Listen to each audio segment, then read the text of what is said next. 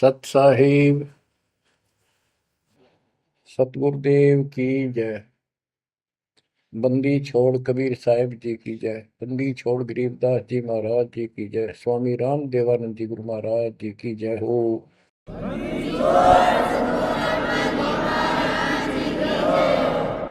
सर्व संतों की जय, सर्व भक्तों की जय, धर्मी पुरुषों की जय।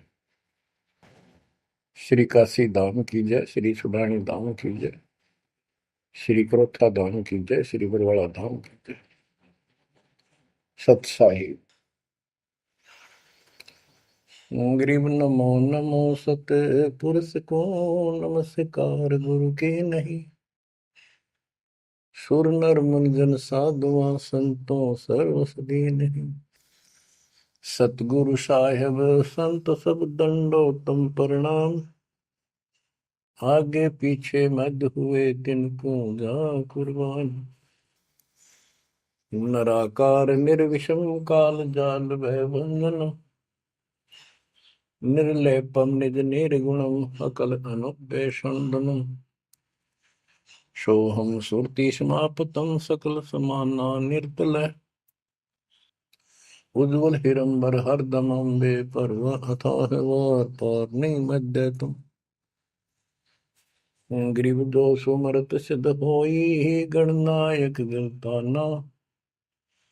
करो अनुग्रह सोई पारस पद परवाना। आदि गणेश मनाओ गणनायक देवन देवा। चरण कमल लाओ आदि अंत करूं सेवा। परम शक्ति संगीत अमृत सिद्धि दाता सोई। अविगत गुण अतीतम सत पुरुष निर्मोही। जगदम्बा जगदीशन मंगल रूप मुरारी। तन मन अर्पो शीसम भक्ति मुक्ति भंडारी। सुर नर मुनि जन ध्यामय ब्रह्मा विष्णु महेशा। शेष सहस मुख गावै पूज्य आदि गणेशा। इंद्र कुबेर सरीखा वरुण धर्म राय जावै। समर्थ जीवन जी का मन इच्छा फल पावै। 33 कोटि अदारा जावै सहस 88। उतरै बहुजल पारा कट है यम की फांसी। कबीर सतगुरु के उपदेश का सुनिया एक विचार। जय सतगुरु मिलते नहीं जाते नरक द्वार। नरक द्वार में दूत सब करते खेचा तान। उनसे कभू नहीं छूटता फिरता चारों खाने। कबीर चार खानी में भरमता कबहू न लगता पार। सो फेरा सब मिट गया मेरे सतगुरु के उपकार। जय जय सतगुरु मेरे की। जय जय सतगुरु मेरे की। सदा साहिबी सुख से बसियो। अमरपुरी के डेरे की। जय जय सतगुरु मेरे की। जय जय सतगुरु मेरे की। सदा साहिबी सुख से बसियो। अमरपुरी के डेरे।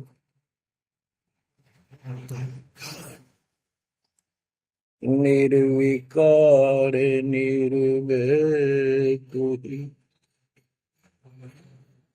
और सकल वैमा। यदि साधो और सकल वैमा।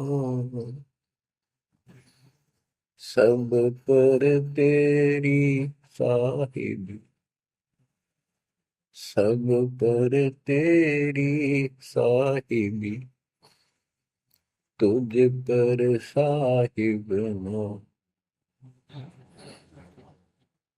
निर्विकार निर्भय,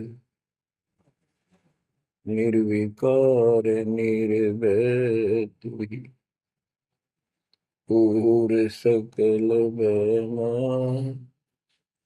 हे जी साधु पूर सकल बेमा,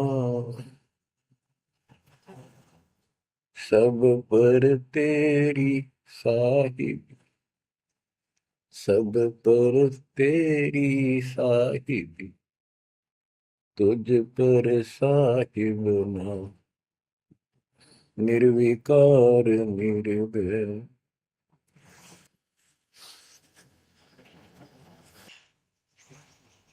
परम पिता परमात्मा कबीर जी की प्यारी आत्माओं,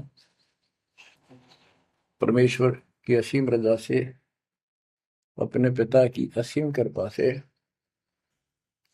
आज इस घोर कलयुग के अंदर अपने को धर्म कर्म करने का प्रॉपर ज्ञान हुआ, विशेष ज्ञान विधिवत, और सच्चा ज्ञान, सच्चा भगवान, सच्ची भक्ति, और आपको पूर्ण सतगुरु प्राप्त हुआ।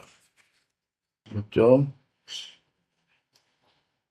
इस गंदे लोक में आकर हम परमात्मा को फिर भूल गए, भुला दिया हमारे को, भूले नहीं। ये त्रिगुण में माया, रजगुण धर्मा से निकल रहा गुण, सतगुण विष्णु जी से, तमगुण शंकर जी से हमारे ऊपर इतना जबरदस्त प्रभाव रखता है कि हम सब भूल जाते हैं और इनसे प्रेरित होकर के सारे उल्टे काम करें। ब्रह्मा जी के गुण से या ठाठ बाट की इच्छा होती है,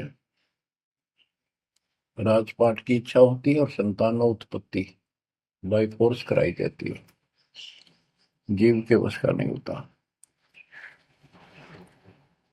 और फिर ममता मोह एक ऐसा रोग लगा रखा है, ये सबता लग जाता है।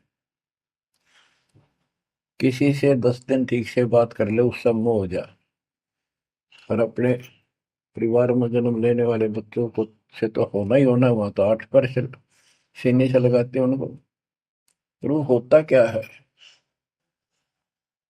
ये काल का आहार तैयार करवाया जाता है। गीता अध्याय 7 श्लोक 12 में कहा है कि अर्जुन, रजगुण तमगुण सतगुण, रजगुण ब्रह्मा, सतगुण विष्णु, तमगुण शिव जी, इन तीनों गुणों के द्वारा जो कुछ भी हो रहा है उसका निमित्त मैं हूं, मैं इनमें नहीं हूं, यानी मैं इनसे अलग हूं, ऊपर हूं। रजगुण ब्रह्मा से उत्पत्ति, सतगुण विष्णु से मोह ममता एक दूसरे में जकड़ देना, सतीथी बोल रहे हैं इसको, अब टिके रहे यहाँ पर, और तमगुण शंकर से संहार। ये है यहाँ का प्रोसीजर। हमारी आंख कतई नहीं खुलती क्योंकि प्रेशर ज्यादा है, इतना दबाव है, जीव की अवस्था नहीं है। आपको इतना ज्ञान सुना दिया और सुना रहे हैं, इस ज्ञान से आपके अंतःकरण में ये फाइनल हो जाएगा एक दिन। क्योंकि बार बार कोई वस्तु सुनते हैं, उसका धीरे धीरे धीरे धीरे असर बनना शुरू होता है। हम बातें सुनते हैं, सत्संग सुनते हैं, विचार मालिक के सुनते हैं, वाणी सुनते हैं, तो एक बार तो कति वैराग आ जाता है कि सचमुच बहुत गलत जगह फंस गए, या कुछ भी अपना लेंगे। और उसके थोड़ी सी देर के बाद, क्योंकि हमें और काम भी करने होते हैं, ये व्यवस्था यहाँ की ऐसी है, तो फिर शाम तक कति भूल पड़ जाती है, बस मंत्र कभी कभी याद आ जाते हैं करने हैं, सुबह दोपहर शाम की वो नियमित सतुति भी याद रह जाती है। बाकी समय हम ज्यादातर अन्य कारोबार के सिलसिले में, रोजगार के सिलसिले में बातें करते रहते, वह फिर से थोड़ी सी भूल पड़ जाती है, फिर जब सत्संग सुनते हो फिर जागृति आती है। ये ऐसे चलेगा, चलने दो। जैसे आपको बताता हूँ, बार बार दास बताता है कि आप बच्चे स्कूल में जाते हैं, अध्यापक आता है, अपना उसका पीरियड लेता है, सबको सावधान करता है, ध्यान से सुनो, लाइन में बैठ जाओ। तो हम बहुत सतर्क होके उनकी एक एक बातों को सुनते हैं, नोट करते हैं, लिखते हैं, फिर याद करते हैं। उसके बाद हम फिर खेलते कूदते भी हैं, बच्चे घर का भी काम करते हैं, माँ बाप का हाथ भी बटाते हैं। लेकिन जो स्कूल के अंदर जो बातें सुनी थी, जो ज्ञान सुना था, वो एक अलग कोने में, मन के हृदय के अलग कोने में डिपॉजिट होना शुरू हो जाता है। और उसके अतिरिक्त हम और भी काम सारे करते रहते हैं जो पहले भी कर रहे थे। एक दिन हम विद्वान बन जाते हैं, वो काम फिर भी कर रहे हैं। इस ज्ञान को रह रहकर सुनने से एक दिन आत्मा कति दृढ़ हो जाएगी कि इस संसार में एक दिन भी रहने का नहीं है, ये संसार एक दिन भी। और कभी भी फिर शरीर यहां से छूट जाए, जाने का टाइम आ जाए, नो प्रॉब्लम। हमारी आस्था सतलोक में जाने की होगी, क्योंकि हमने वहां जाने का टारगेट बना रखा है। पहले तुम्हारा कोई टारगेट नहीं था, हमारे पास जाएंगे कहाँ। उसमें कोई बच्चे में मोह हो जाता, परिवार में मोह रह जाता, यही कुत्ते बनकर जन्म ले लेते। कबीर साहब कहते, जहां आशा तहां बासा हुई, मन कर्म वचन सुमरियो सो। गीता अध्याय 7 श्लोक 6 में यही स्पष्ट किया है कि अर्जुन, अंत समय में जो जिस भी भाव में भावित रहता है, जिसके ऊपर जिसमें आस्था रहती है, वो उसी को प्राप्त होता है। जब तक हम भक्ति नहीं करते, इस ज्ञान से परिचित नहीं होते, तो हमारा संसारिक संसारिक यानी परिवार में, संपत्ति में, इसमें कभी हम जकड़े बैठे होते हैं। एक उदाहरण दिया करते थे गुरुदेव, एक बूढ़े की मृत्यु होती, किसान था, पशु रक्षा करते थे, मृत्यु होने लगी, उसकी जुबान बंद हो गई। आसपास परिवार के सदस्य आगे, वही पिताजी तो अंतिम टाइम आ गया, वो आगे। तो थोड़ी देर के बाद वो ऐसे संकेत करने लगा, ऐसे इशारा हाथ से। उन्होंने सोचा भाई पिताजी कुछ कहना चाह रहे है, हो सकता कोई धन दाब रखा और बताना भूल गया, वो अचानक मृत्यु होगी। एक डॉक्टर बुलाया, उसने पता था कि एक बार ये बुलवा देगा, 500 रुपये लेगा, ऐसा इंजेक्शन लगाता है। वो बुलाया गया, उसने इंजेक्शन ला दिया। पिताजी बता बता जल्दी क्या कहना चाहो थे।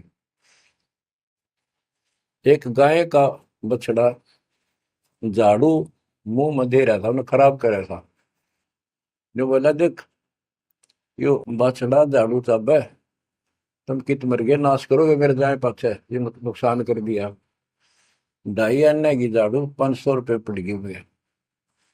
जहाँ साता बासा हुई, वहीं पर कुत्ता गधा पशु बढ़कर वहीं जन्म लेगा। तो हमारी ये वृत्ति यहाँ से हटेगी, इस ज्ञान से अंतिम समय आप यहाँ कुछ याद नहीं आओगा।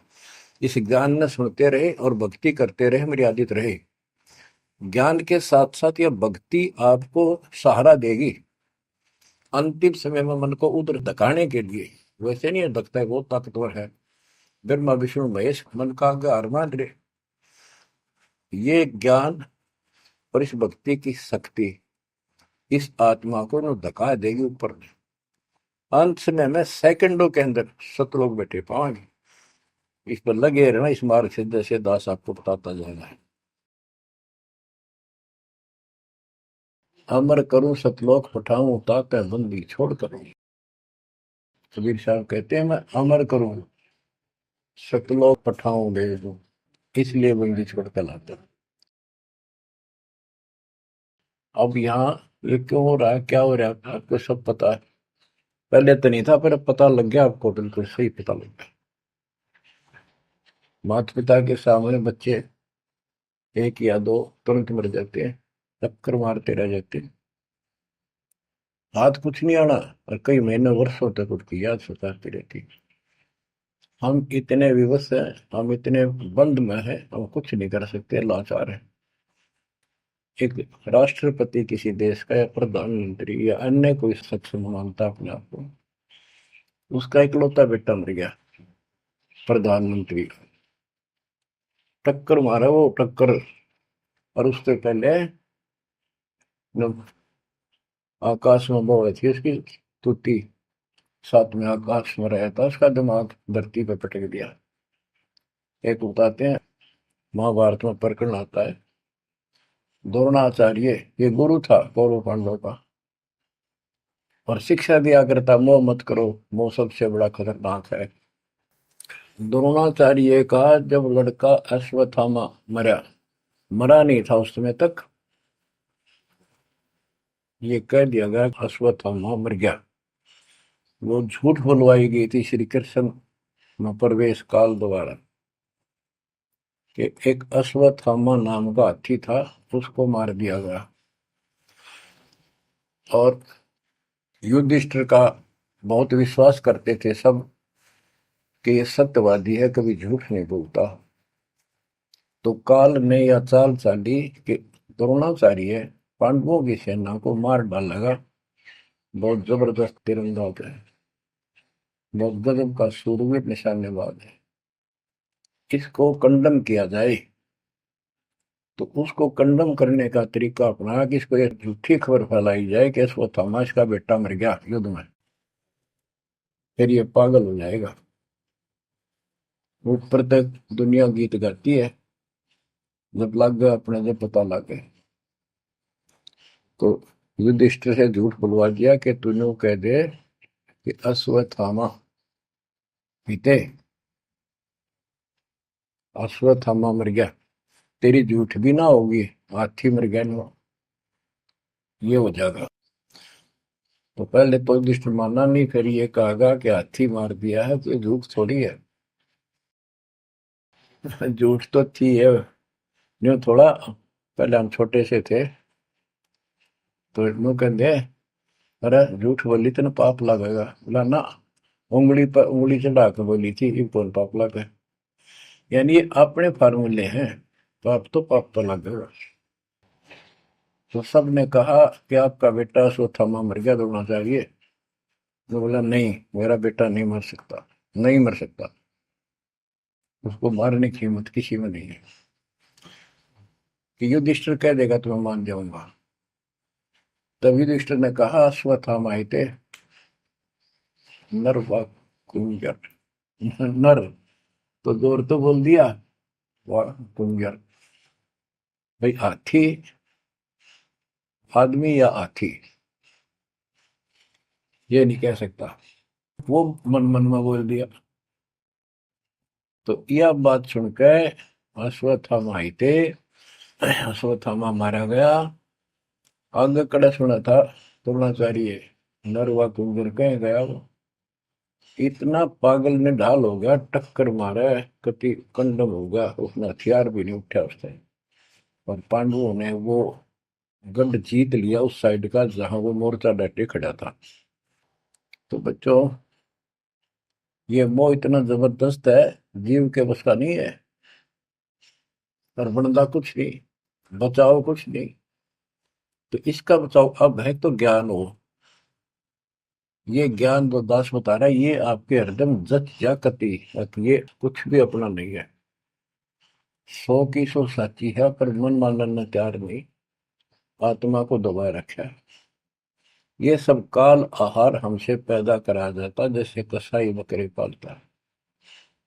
कसाई बकरे पालता है, उनके लिए चरागाह बनाता है, सुंदर तालाब बनाता है पानी पीने के लिए, उनके लिए छाया, गर्मी, सर्दी, ओलों से बचने के लिए शेड डालता है। पहले झोंपड़ी डाला करती थी, तो उस घास फूस के और लकड़ी, अब तीनों का शेड बनाते, पंखे लगा दिए जाते। और ये समझो कि जैसे कसाई ने 3 पाली रखे हैं नौकर, एक बकरे मोल लाके वहां छोड़ता है, दूसरा उनकी पालन पोषण करता है, और तीसरा उनमें से निकाल के और अपने कटवा देता, बेच देते हैं, कसाई को सौंप देता है। ये प्रोसीजर है यहाँ पर। जैसे कसाई कभी कभी आता रहता है, बकरों को देखता है, संभालता है, तो उनके कमर पे हाथ मारता, शरीर पे, और वो उसको अपना एक बहुत हमदर्द मित्र मानते हैं, मालिक मानते हैं। देखो हमारे को कितनी सुविधा दे रखी है, पानी क्या, घास क्या, गर्मी सर्दी से बचने का। वो देखता तो हाथ मार के ऐसे है कि ये कितनी कीमत का हो गया, कितना मांस है इसमें। और वो समझते हैं ये प्यार करे हमारे से, कसाई लाड करता है, वो भी उसको प्रतिफल में जीभ से चाटते हैं उसका हाथ, प्यार करते हैं। और कई कई तो उसके ऊपर पैर फैला कर उसको प्यार देना चाहते, सीने से लगाना चाहते हैं बकरे। ऐसा पशु भी प्यार देते हैं, उसको अपना मान। वो देख रहा है इसमें मांस कितना है, और नौकरों को बता देता है इन इनको निकाल लो। उसका कोई रहम नहीं है, कितना लाड करो, कितने उसके गुण गाओ। उसने उद्देश्य यही है, उसका मतलब यही था, उनको पालने का। कबीर साहब कहते खाई खुराक का पैन पोशाक का यम का बकरा पलता है। या बढ़िया बढ़िया माल खा के और सुंदर सुंदर कपड़े, ड्रेस, कटपट फैंसी के कपड़े, ये पहनेंगे वो पहनेंगे। कहते खाई खुराक का पैन पोशाक का यम का बकरा पड़ता है। काल के बकरे पड़न लग रहे हो तुम। इन बातों को बच्चों अच्छी तरह हृदय में बैठा लो, एक कोने में। संसार में रहेंगे, रहना पड़ेगा, लेकिन परमात्मा की शरण में रहेंगे, मर्यादित रहेंगे। काल का कोई अटैक आप पर नहीं होगा, ना आपके परिवार पर होगा, ना किसी धन संपत्ति व्यवसाय पर होगा। ये सत्कर मान लेना। हम मर्यादा को हल्के में ले लेते हैं, और ये हमारे विनाश का कारण होता है। गलती हम करते हैं, कोई काल का ऐसा अटैक आने का समय हो गया और वो नुकसान हो गया, तो भक्ति और छोड़ देते हैं, हो गया सर्वनाश। भक्ति छोड़ दी, भगवान की शरण छोड़ दी, फिर और कहाँ ठिकाना रह गया। कटी पतंग हो गई। कटी पतंग का कोई अस्तित्व नहीं रहता, कुछ देर उड़ जरूर सकती है, अंत में पता नहीं कि कर का पेड़, बबूल के पेड़ में उड़ के फड़फड़ कर कपाटती है। ऐसे फंसे रह जाओगे तुम इस काल के जाल में, कांटेदार झाड़ियों में, इस गंदे लोग। तो बच्चों इस बात का सख्त ध्यान रखो, यदि आपने यहाँ से निकलना है, मर्यादा ना टूटे। और मर्यादा ये पता नहीं कितने प्रकार से टूट जाती है। जैसे हमने किसी को सेवा दे दी, भाई क्या सेवा कर लो, शुक्रिया दाता का, मजदूरी मिली, खुशी हुई, फिर कह दिया ये त्याग दे, छोड़ दी, दूसरे को दे दी। बता फिर दुख क्यों मानना, फिर दुख मानते। मैं ये समझा, इतना ज्ञान होकर भी तुम ऐसी बातें करते हो, तो शुक्र मनाओ और 100 बार हाथ जोड़ के, भाई बहुत अच्छा, गुरुदेव का आदेश है कि भाई सेवा कर लेगा, मुझे भी और सेवा दे दियो कोई, मेरी नीयत से सेवा करने की। अन्ना मिला तो अपना सबर करे, भक्ति करे, सत्संग में जाओ। 100 सेवा है आश्रम में करने वाले को, बहुत सी सेवा होती है। तो एक बात का बंद कर नहीं बैठना चाहिए। ये प्रार्थना आती है, मेरे को कोऑर्डिनेटर की सेवा फेर दियो, ये भी कमजोरी है। जैसे एक डॉक्टर के पास बूढ़ा आदमी गया, कमजोर सा, वृद्धावस्था में अस्थि पिंजर बने जा शरीर का, जाके बता डॉक्टर जी मैं खड़ा होता हूँ तो चक्कर आते हैं, क्या कारण है? डॉक्टर बोला कमजोरी है, वीकनेस ऑफ बॉडी। बोला पिंडी दुख है, पिंडी, पैरों की। डॉक्टर बोला कमजोरी है। फिर वो व्रत बोला जी, मेरे सारे शरीर में भड़कुआ रहती है, यानी सारे शरीर में दर्द सा बना रहता है, चबक चबक नाड़ी करती है। डॉक्टर बोला कमजोरी है। वो वृद्ध गुस्सा होकर बोला डॉक्टर ने, तो डॉक्टर है गम चक्कर है, एक का बात जाना है कि कमजोरी है, कमजोरी है, और भी तुम्हें पता होगा। डॉक्टर बोला ये भी कमजोरी है, this is also due to weakness. ये क्रोध भी कमजोर आदमी ने घनाया कर, यह भी कमजोरी है। तो बच्चों यह सारी ये कमजोरी है जो मर्यादा से नारी हटकर करोगे, चाहे कुछ भी कर लियो। मर्यादा को हल्के में ना लो। जैसे हमने इतने सारे नियम बना दिए, भक्ति करनी है तो इनका पालन करना पड़ेगा, नहीं तो फिर गधे बनकर कुमार के नियम में चलना पड़ेगा। एक कदम भी अपनी मर्जी से नहीं जा सकते, बैल बनकर नाथ डल जाएगी, छच्चर बनकर बग्गी में दौड़े जाओगे, रेडी में, फिर चलेगी क्या आपकी मर्जी। असंग जन्म तन मृत्या हो गए, जीवित क्यों नाम रे। दवा दस दर मद मैल मठ बोरे, बोर ना दे धरे रे। तो बच्चों जीवित मर लो, इन बातों को छाती में धर लो, हृदय में बैठा लो, कति मस्तिष्क में। ये संसार आपका नहीं है, ये परिवार आपका नहीं, ये संपत्ति या कार कोठी तेरी नहीं, गरीब काया तेरी है नहीं, ये माया कहां से हो। चरण कमल में ध्यान रख, इन दोनों को खो, इनको भूल जा, अपने गुरु जी के चरणों में ध्यान रख, उनके बताए दिशा निर्देश के आदेश से आधार से अपना जीवन निर्वाह कर। बच्चों आंख खोल लो, बार बार ये बातें बताई जाती हैं। जब ऊक चुक हो जाएगी फिर तो रोना शेष रहेगा, नथिंग एल्स। इस मार्ग में अहंकार इंसान को मारता है।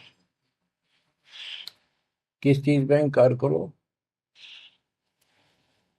माया होगी तो अहंकार होगा, कोई पोस्ट पद ठीक सी होगी तो अहंकार होगा, शरीर स्वस्थ है, थोड़ी सी जान, अहंकार हो गया, एक परिवार में पांच चार लाठी ठाणिये हो गए तो अहंकार हो गया,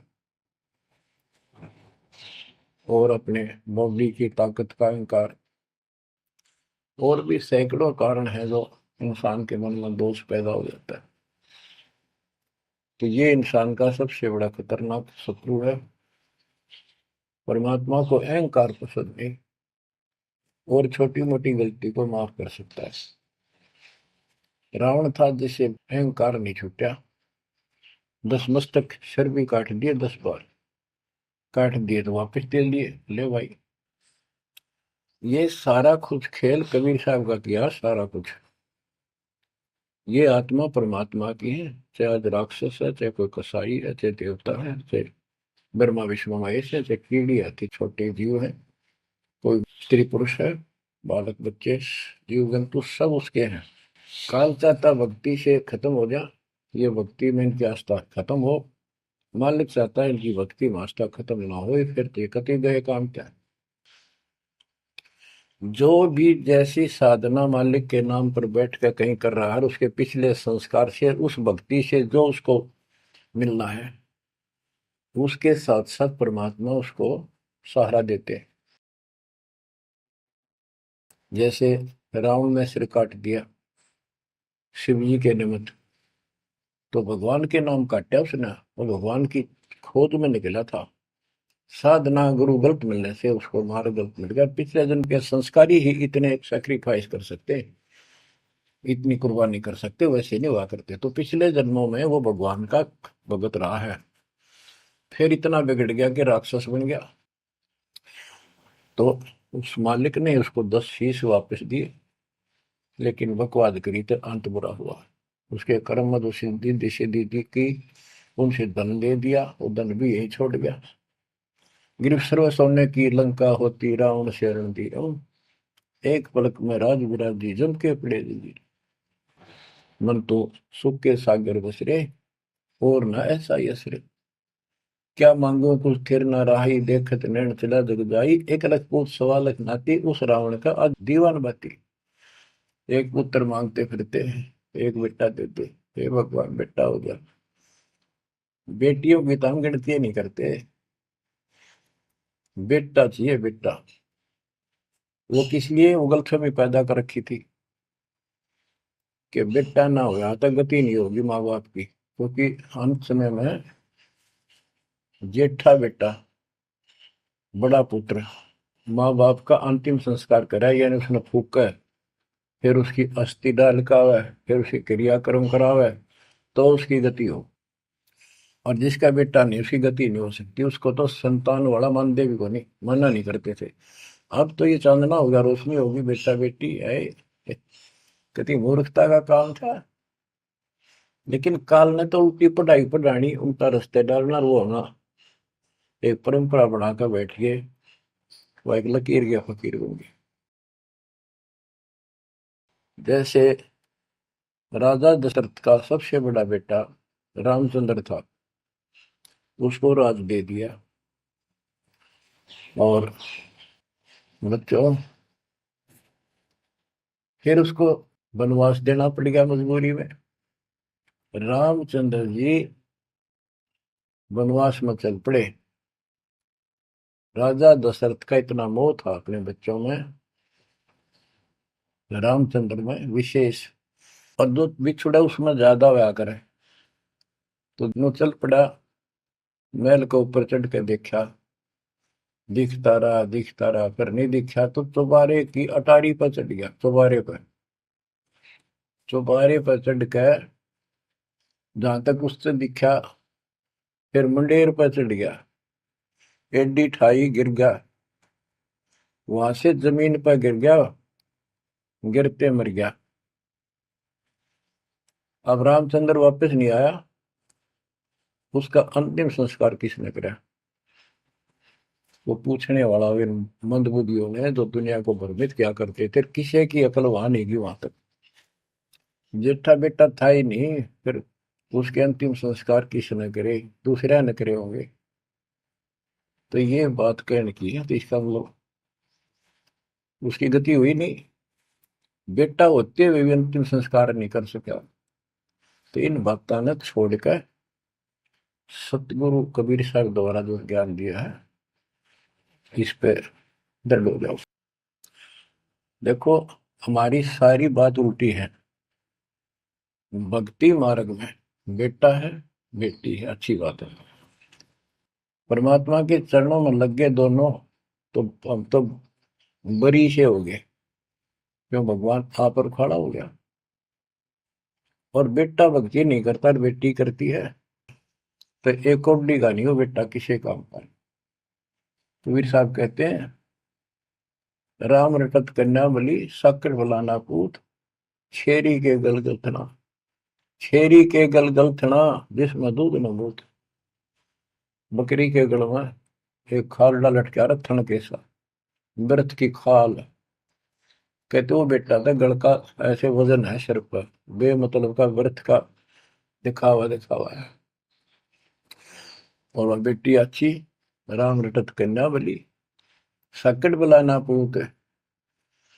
तो बच्चों, ये दातम मार्ग है, इसमें सारी बातें पहले से विपरीत हैं।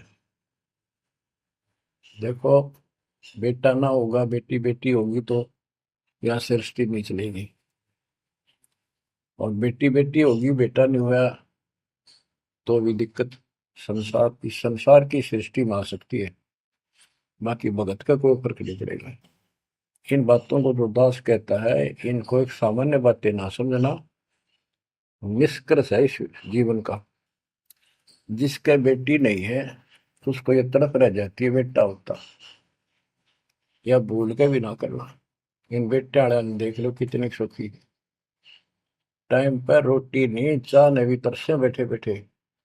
वो सोचे बड़ा दे देगा, छोटा सोचे बड़ा आप दे देगा, बड़ा सोचे छोटा कह देगा। बड़े बड़े आंखें में आंसू बुढ़ा में। और बेटी आखिरी सांस तक प्यार देती है अपने माँ बाप को। एक आदि ने कमी बात कह नहीं सकते, वो किस्से के बिना होती हो तो आत्माएं नष्ट होती है। आखिरी सांस तक यहाँ भी हमने देखा, जैसे लड़की रोटी खा रही है और लड़का वैसे बैठा था। माँ ने कहा बेटा वो सामान ला उठा कर, मैं रोटी तैयार बनाऊं भोजन। बेटा बेटा ना लाऊं, यूं कौन खोया लावे। बेटी तो कहा भी कोई ना, रोटी खाती खाती छोड़ के आन की थी, एक 10 साल का की होगी, लड़का 12-13 साल का। उठ कर रोटी छोड़ के हाथ धोकर और सामान लाकर माँ को दे दिया। लेकिन फिर भी बेटे में मोह ज्यादा और बेटी में नहीं। इसका कारण यह था कि हमने बेटी को बाहर बना लिया इस गलत रीति रिवाज। बेटी तो 15-16-20 साल की मेहमान होती है आपकी। ये तो परमात्मा की बेटी 2 गुना का सुधार करती है। आगे जाके घर बसावे, उस परिवार को भी सुधारे और माँ बाप के अंदर मोह न्यारा रहे। तो भाव ये है कहने का, अगर बेटा नहीं है ना और भगत है, उसके सब भगवान धरती पर नहीं। प्रथम तो वो है जिसका कति संतान नहीं, वो भगवान। दूसरा वो है जिसका बेटा ना हो, बेटियां की करके शादी वृद्धावस्था में अपना लेकर माड़ा जाता है। और बेटी वहां बैठी भी माँ बाप की चिंता करेंगी और कोई ना कोई सुविधा उनको देती रहेगी। और बेटा छाती पर रह के भी खून फूक के जाएंगे, कति साफ दिखाई दे है, इसमें कोई मानो तो ना मानो। लेकिन बेटे भी हैं, ठीक है, और उनमें वो भी भक्ति करो, आप भी करो, कुछ दिन में उनको समझ आ जाएगी। पुत्र वधु भी भगवान से डरने वाली हो जाएंगी, माँ बाप का ध्यान रखें, वैसे कोई विकल्प नहीं इसका। लेकिन इस दुख को हम अच्छा मानते हैं पुत्र ना होने से। हम तो काल ने गधे बना रखे हैं। जितना कष्ट हमें रहे और वजन लग जा रहा है तो हम सीधे चाला और कम हो जाता मानने को नहीं। हमारा तो जैसे एक माई का पुत्र मर गया 15-16 साल का, और भगत थी, टक्कर मारी, रोना पड़े है कि बस की बात है, पाला पोसा ले जाता का। फिर उसने थोड़ा सब्र हुआ जैसा। उस दूसरे जो एक और बिना भगत थे उनके पड़ोस में, जो उनके लड़के की शादी होगी और वह पत्नी थी बदचलन, उनको समझाने की चेष्टा करी कि तू ऐसा ना कर। लेकिन वह तो मानी नहीं, उसने वही फांसी खा ली। अब वह भी मर गई और वो बेटा भी जेल में, और वो सारे जेल में। वो दहेज के कारण, एक बेटा था ऐसे ही, उसने बहू को प्रताड़ित किया दहेज लेने के लिए। गरीब घर की लड़की थी, उसने सुसाइड कर लिया। वैसे सुसाइड करना कोई विकल्प नहीं है, इसे गंदे आदमी को छोड़कर कुमारी रह ले, अपने घर पे बैठ गया। तो उस बेटे के कारण माँ बाप ने भी सजा हुई, बहनों तक भी जेल होगी। इसे बेटे ने के फूका, ईसा तो पहले मर जाता था अच्छा था। लेकिन हम इस बात को मानने को तैयार नहीं है, ना मानने के जब क्या कर लोगे, काल तक आ गया, मारे जाओ टक्कर। तो कहने का भाव ये है कि इन विचारों से अपने मन को सेट रखो, परमात्मा जो करता है वो सही करता है। जैसे आपको बताते रहते हैं, एक बार हजरत मूसा जी, यहूदी धर्म के प्रवर्तक में, से किसी ने पूछा सत्संगी ने कि आज के दिन सबसे बड़ा इल्म वाला यानी ज्ञानी कौन है। उसने अपने आप को बताया, तो उसका अल्लाह बोला, जिसको खुदा मानते हैं, जिसने कुरान का ज्ञान दिया, बाइबल का दिया। कि मूसा तने ये बात बहुत गलत की, मुझे अच्छा नहीं लगा, तुमने अपने आप को कैसे कह दिया मैं सबसे विद्वान हूँ। अब मूसा जी भी अपनी जगह ठीक थे जी, यो ज्ञान आपसे प्राप्त हुआ, आप भगवान खुदा हो, और खुदा जो ज्ञान देता हुआ सबसे उत्तम होता है, मैं उसी के आधार पर कह दिया। बोला नहीं, तेरा ज्ञान तो अल के ज्ञान के सामने फासिक भी नहीं, कुछ भी नहीं है। तो अलखिजर के पास मूसा जी पहुंच गए। अलखिजर जी ने कहा, कबीर साहब थे वो, कि मेरी तो बातों को मानेगा नहीं, विश्वास नहीं करेगा, जो मैं को बातें माननी पड़ेगी, कोई ऑब्जेक्शन नहीं होना चाहिए, और बोल लेगा नहीं, सुन देखता देखता रही। वो बोला, मूसा जी बोले, बिल्कुल महाराज, जैसे आप कहोगे, मुझे सब्र करने वाला पाओगे, कति मैं ऑब्जेक्शन नहीं करूंगा आपकी बातों में। अगर तू खरा उतरा तो ज्ञान बताऊंगा, ना बताऊंगा नहीं। उसने रास्ते में चलते, एक जवान लड़का था, 17-18 साल का, अलखिजर ने पकड़ के और उसकी गर्दन पकड़ के मार दिया। तो मूसा जी बोले, तनिष बेकसूर को मार दिया, तेरा दिमाग खराब है, यूं क्यों मारा तेने, क्या बिगाड़ा तेरा इसको। तो अलखिजर बोला, मैंने कहा था मैं जो करूँ तू देखता रहिए, बोलना नहीं है, मेरी क्रिया का अविश्वास ना करना। मूसा जी ने अपनी गलती मानी, चल पड़ा। ऐसे ऐसे 2-3 और कारण गए, सब में उसने ऐसे ऑब्जेक्शन किया। आखिर में वो बिना हार गया। मूसा कि मैं इस योग्य नहीं, मैं आपकी बातों को अविश्वास करता रहा हूँ। लास्ट बता दिया कि इस क्रिया के बाद तो फिर ऑब्जेक्शन किया तो मैं तेरे से बात नहीं करूंगा, ना पे बताऊंगा। ज्ञान बोला भी ठीक है, उस पर भी हार गया वो। तब अलखेजर बोला, सुन ले, ज्ञान तो तूने बताऊ नहीं, तो वो लड़का क्यों मारा था। वो ऐसा दुष्ट पैदा हो गया था, इसके माँ बाप भगत हैं, और उनको इतना परेशान करता, वह रो रो का टाइम काटते। उसके स्थान पर भगवान ने उनके घर में 50 साल की उम्र में एक बेटी का जन्म दिया। उनका सुखी जीवन रहा। ये प्रमाण है उसके अंदर, बाइबल के अंदर। तो बच्चों, ये सत्कर मान लो, मालिक जो करे उसको सही मानो। ऊक चूक हो भी जाए तो भगवान से दूर ना हो जाना। वो जो करेगा भगवान कभी गलत नहीं करेगा, ये तो आपने मानना ही पड़ेगा। गलत तो हम करे बैठे, हाँ यू काल करवाने लगेगा, पर रोज गलत हुआ है, एक दिन भी तो नहीं। तो बच्चों, परमात्मा की प्रत्येक क्रिया पर विश्वास रख कर चलो तुम। हमने चाहे कितना नुकसान होता दिखे, राज्य करमता राम की रजा दर शीश, दास गरीब दरस परस, तिस बैठे जगदीश। हम अपनी विचारधारा को ऊपर रखा है, जो घिसी पट्टी और बिल्कुल बकवादों से भरी होती है। इस कारण से हम भगवान पे विश्वास, गुरु जी पे विश्वास, और सब क्रियाओं पे विश्वास करके अपने कर्म छोड़ के फिर काल के जाल में फंसे रह जाते। और वहां कुछ है ही नहीं वो तो सारे उल्टे कर्म, बेसिक परंपरा बनावटी है। बच्चों, विश्वास करो अपने बंदी छोड़ पे, विश्वास नहीं करोगे तो मार खाओगे। गरीबदास जी कहते हैं, गरीब सर्जन अर्जुन को सतगुरु मिले, मक्के मदीने माही, 64 लाख का मेल था, दो गन सब ही जाही। गरीब चंडाली के चौक में सतगुरु बैठे आए, 64 लाख गारत गए, दो रहे सतगुरु पाए। गरीब सरजुन अर्जुन ठाहरे, सतगुरु की प्रतीत, सतगुरु यहाँ ना बैठिए, यो द्वारा है नीच। गरीब ऊंच नीच में हम रहे, हांड चाम की दे, सरगुन अर्जुन समझियो, रखियो शब्द स्नेह। बच्चों, सरजुन और अर्जुन नाम के दो मुसलमान थे। इनके नाम तो मुसलमान पद्धति पर थे। परमात्मा मक्का मदीने में गए तो वहां बहुत से चमत्कार किए। इन दोनों आत्माओं को समझ में आई ये बात। फिर ये सारी संगत में वहां मुसलमान थे, 2 वक्त मुसलमान रहे।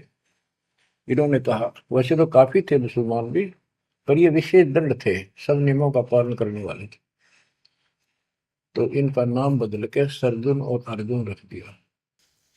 परमेश्वर कबीर जी ने संगत की परीक्षा लेने के लिए एक लीला की। कि ये विश्वास करते हैं या नहीं करते हैं। क्योंकि भक्तों में गुरुदेव के आदेश का भी पालन कम होने लगा था। जैसे एक लड़की थी जिसको ज्ञान हुआ वो गलत काम करती थी, वैसा थी। अपना जीवन सुधारने के लिए मालिक से ज्ञान सुना, सत्संग मानने लगी, तो संगत वाले उसको धिक्कारने लगे। गुरु जी से बताया, गुरु जी ने सत्संग के माध्यम से कहा, भाई आपने इस चीज से कोई लेना देना नहीं, कोई सत्संग सुनेगा नहीं तो आत्मा कैसे साफ होगी, कपड़े को पानी साबुन लगेगा नहीं, उसका मैल कैसे उतरेगा। फिर भी वो जैसे तैसे अटपट करते रहते हैं। एक दिन मालिक ने परीक्षा ली, एक लड़की उस वैश्या को हाथी पर बैठाया, हाथी किराए पर लिया, हाथ में गंगा जल, सफेद पानी बोतल में भर लिया जैसे शराब हो, लड़की के कंधे पर हाथ रख लिया, सारी काशी में घुमा दिया, साथ में रविदास जी थे। तो जितने भी सबको पता चलता है, लोग देखते गए, शिष्यों को बुला बुला के लाओ, देख हम तो क्या करते, वहां पर वैश्या तक जाती है, दुल्हा कैरेक्टरलेस है। पहले तो हम भगवान क्या करते उसको, इतने सुख दे दिए, जिसमें जान निकली पड़ी थी, टोटा दुखी कर रहा था, शरीर में कष्ट थे, कहीं सुबह का रोटी भी नहीं थी, और इतने ठाठ कर दिए गुणे दिनों में। जब तो भगवान थे, आज वो शैतान लगे। ये हमारी कमजोर बुद्धि, जीव बुद्धि की सोच थी। सब परमात्मा को छोड़कर दूसरी साधना करने लग गए। गरीबदास जी कहते, बड़ुआ बड़ुआ सब कहे कोई ना जाने खोज। क्यों ऐसे किया था उस बालक ने, इसको कोई नहीं समझ सका। दास गरीब कबीर कर्म बट सर का बोझ, कि वो इतने शिष्य बना लिए थे, उसका भार गुरु पे होता है उनको पार करने का। अब वो सारे निकम्मे हो गए थे, अविश्वास कर रहे थे, मर्यादा का पालन नहीं करते थे, तो एक का झटके में सारे आप पड़ गए, वो भार सारा उतर गया। तो उस समय अर्जुन सर्जुन बाहर गए हुए थे, उनका ड्यूटी लगाई थी, तू जाया करो इन मुसलमानों के मेला में, वहां समझाओ लोगों को। तो मक्का मदीना से ये आए। उस समय सारी लीला हो चुकी थी, और कबीर साहब उनकी परीक्षा के लिए उस दिन भी उस लड़की के घर जा बैठे, वैश्या के आंगन में। अर्जुन सर्जुन को बताया कि गुरु जी तब भाई कति गिर गए, जुल्म कर दिया सरेआम, वैश्या के साथ हाथी में घूम रहे थे, शराब पी रहे थे। अर्जुन सर्जुन को विश्वास नहीं हो रहा था कि ऐसी क्या बात कर रहे हो, ऐसी बात कहने से ही पाप लगता है गुरु जी के प्रति, तुम ये बोल क्या रहे हो। तो एक बोला, मैं अभी देख कर हूँ, आज भी वहीं बैठे ना, एक ही ना, तो जा देख ले, देख लो जाके। वो दोनों वहां गए, परमात्मा बैठे थे, लड़की पैर दुबारी, गुरु जी बैठे चारपाई पे, बेटी बैठी नीचे। तो गुरु जी को शिक्षा देते हैं, गिरफ्त अर्जुन अर्जुन ठहरे सतगुरु के प्रतीक। यानी उनने कुछ दृढ़ता दिखाई थी, फिर जाके देखा तो वहां सतगुरु से बोले, सतगुरु आना बैठिए, यो द्वारा है नीच। हे सतगुरु, आप यहाँ ना बैठो, ये तो एक नीच औरत का घर है। परमात्मा बोले, गरीब ऊंच नीच में हम रहे, ये हाड चाम की दे, तुम्हारी हाड चाम की दे है, इसकी वही। अर्जुन अर्जुन समझियो, रखियो शब्द स्नेह। तुम समझ जाओ, अपनी भक्ति कर लो, जो नाम दिया, इन बातों में कुछ नहीं दे रहा। तुम गुरु को शिक्षा देते हो तो मेरे गुरु हो गए। ऊंच नीच में हम रहे, ये हाड चाम की दे, सरजुन अर्जुन समझियो, रखियो शब्द स्नेह। तो उनकी आंखें जब खुल गई, पैर पकड़ लिए, माफ करो गुरुदेव, मेरे नीच आत्मा है, हमसे बड़ी भूल होगी, क्योंकि वो चाहती उनको भगत की भक्ति। फिर परमात्मा ने कहा, बेटा कितनी बात बना लो तुम, मेरे प्रति वो भाव थारा हो नहीं सकता, तुम्हारे मन में मैल आ चुका है, और ईब मेरे इस शरीर से, गुरु रूप से तुम पार नहीं हो सकते। फिर रोए बुरी तरह जी, फिर उद्धार कैसे होगा? फिर बता कि दिल्ली से 10 मील दूर पश्चिम की ओर किसी गांव में हम फिर आएंगे, हमारा एक भक्त आएगा, उसको दीक्षा देंगे, दीक्षा उससे लेकर तुम कल्याण को प्राप्त होगे।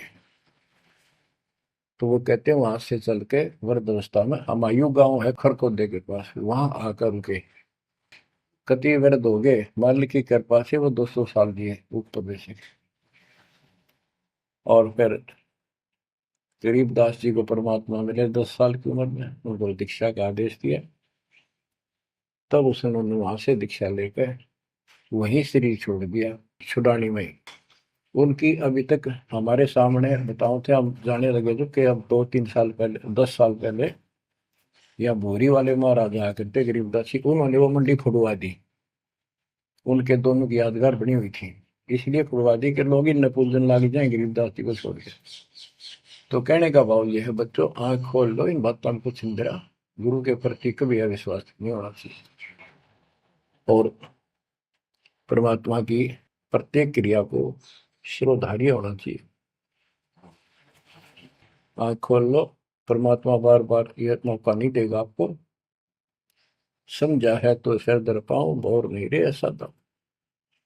ये संसार समझदा नहीं, कहंदा शाम दोपहरे में, गरीब दास ये वक्त जात है, रोओगे इस पैरे।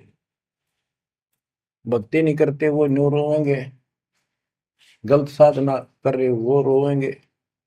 ये सच्ची भक्ति करके मर्यादित ना रहे तो तुम रोओगे। कभी सीधे हो जाओ, समर्पित हो जाओ, मालिक के चरणों में सदा ध्यान रखो, बुराइयों से बचो, सेवा सुमन दान करो, मर्यादा का निर्वाह करो, मालिक आपको मोक्ष दे। सत्साई।